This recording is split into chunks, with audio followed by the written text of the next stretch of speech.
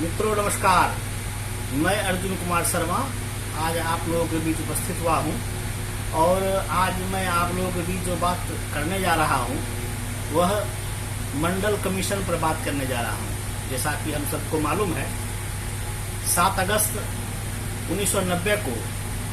भारत के प्रधानमंत्री वीपी सिंह जी के द्वारा मंडल कमीशन लागू किया गया और उस मंडल कमीशन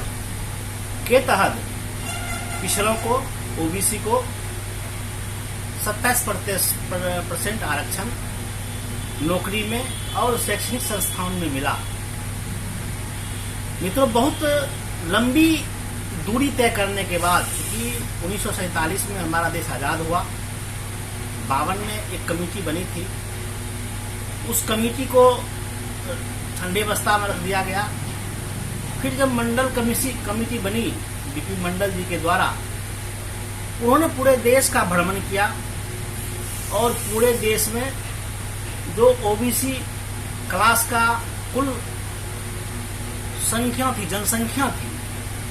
वो 52% उन्होंने बताया। 52% जो 1931 की जनगणना में था वह 52% था, जिसमें जातियां लगभग 3750 के आसपास जातियां थी। और चूंकि सुप्रीम कोर्ट का यह निर्देश था जो 50% से अधिक आरक्षण तय नहीं किया जा सकता है, और उसके तहत 52% 1931 के जनसंख्या के मुताबिक रहते हुए भी सिर्फ 27% आरक्षण दिया गया। और वह आरक्षण जब से 90 से मिला, पिछड़े वर्ग को बहुत ही सहूलियत हुई। सरकारी पदों में भर्ती के लिए, शैक्षणिक संस्थानों में अवसर मिला। लेकिन जब अभी के कालखंड में 10% सवर्णों को आरक्षण दिया गया, अपने आदरणीय मोदी जी के काल में 10% कमजोर वर्ग के सवर्णों के लिए 10% आरक्षण तय किया गया। जब यह 10% तय किया गया तो एक क्वेश्चन लाजमी खड़ा हो जाता है, और वह क्वेश्चन है जो 10% जिस आधार पर दिया गया वह 10% 50% का दायरा पार कर रहा है और वह 60% जा रहा है, 59.5 आ रहा है। तो उस दायरा को हमने पार कर दिया और 31 के जनगणना के आधार पर भी जो सवर्णों की कुल संख्या है वह 10 से 15% के आसपास है। तो 10% रहने के कारण उन्हें 10% आरक्षण दे दिया गया,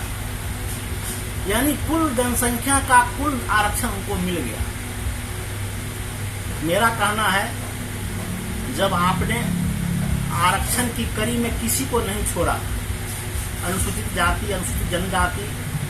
पिछड़ा वर्ग और अपर कास्ट सवर्णों को भी आपने आरक्षण दिया, तो बीच में जो बचा हुआ जगह है, जिस तरह से अनुसूचित जाति, अनुसूचित जनजाति को उसके संख्या के आधार पर उन्हें आरक्षण देने का काम किया और सवर्णों को उसके संख्या के आधार पर 10% आरक्षण देने का काम किया, तो फिर यह ओबीसी समुदाय जो बहुत बड़ा एक पूरे भारतवर्ष में अपनी एक बहुत ही बड़ी जनसंख्या इसकी है, तो अभी के से स्थिति में यह 60% 65% की आबादी है। तो क्यों नहीं ओबीसी को, या बिहार में जो ईबीसी और ओबीसी 2 भाग में बटे हुए हैं, उसको यह 65% 60% आरक्षण दिया जाए। क्योंकि बाबा साहब भीमराव अंबेडकर ने छुआछूत के कारण समाज जो पिछड़ा था, जो मुख्य धारा से अलग था, जो गरीबी और कई एक ढंग के प्रताड़ना से पीड़ित था, उसको उठाने के लिए बाबा साहब ने आरक्षण देने का काम किया। और वह वास्तव में यह देश समता मूलक समाज हो, इसके लिए वह बहुत बड़ा कदम था। और बाबा साहब अम्बेडकर का ही वह देन है जो उन्होंने एक कॉलम बनाया था, जो इसके तहत जो पिछड़े वर्ग में भी धन से, ज्ञान से, सामाजिक स्तर से जो कमजोर वर्ग हैं उसको भी आरक्षण दिया जाए। और उसी के दरमियान अभी मंडल कमीशन के तहत 7 अगस्त 1990 को उस समय के प्रधानमंत्री बीपी सिंह जी द्वारा दिया गया, बहुत ही सराहनीय कदम था। लेकिन अभी के समय मैं यह सरकार से मांग करता हूं, जो इसकी संख्या है, ओबीसी की जो संख्या है, उसके संख्या के हिसाब से आरक्षण मिले। जो भी बसे हुए आरक्षण के कोटे हैं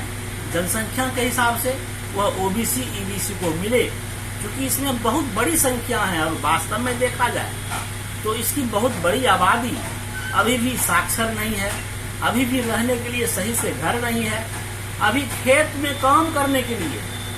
इनको अपना खेत नहीं है, जमीन नहीं है। जबकि बीपी मंडल कमीशन में 40 ऐसी सुधार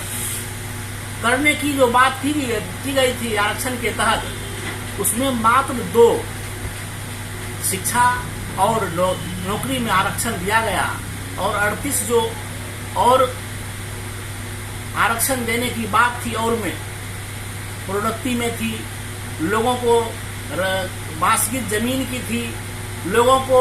उसको खेती योग्य जमीन भूमि की थी। ये सब कुल जो संख्या थी जो 38 और छूट गई, उस सब को भी लागू किया जाए, ताकि बीपी मंडल जी का जो सपना था समता मूलक समाज का, वह समता मूलक समाज हमारे भारत में हो पाए। हम जहां तक कानून की बात करते हैं, कानून जब तक सभी वर्गों तक नहीं पहुंच पाएगा, तब तक लोकतंत्र का जो सही मायने में जो खुशबू है वह लोकतंत्र में नहीं हम लोग महसूस कर पाएंगे। अभी भी हमारे कई एक ऐसे समाज हैं जिसको मजदूरी पर डिपेंड करते हैं, उनको रहने के लिए घर नहीं है, और यह जो है सो जिसकी आवश्यकता आरक्षण की है। मैं कहना चाहूंगा, आने वाला समय में सरकार से मैं अपेक्षा करूंगा कि जो भी सरकार अभी है उनसे भी मैं आग्रह करूंगा, जो आप बीपी मंडल कमीशन को जो पूरा का पूरा है वह आरक्षण देने का काम करें, और जो संख्या है संख्या के हिसाब से ओबीसी और ईबीसी को आरक्षण देने का काम करें, ताकि जो भारत का समता मूलक समाज की कल्पना है वह पूरा हो सके, और समाज के हर एक वर्ग को इस देश में एक समानता के रूप में जीने का अवसर मिले। मैं बहुत कुछ नहीं कहते हुए, इतना ही बात कहते हुए अपनी बातों को विराम देता हूँ। जय हिंद, जय भारत, नमस्कार।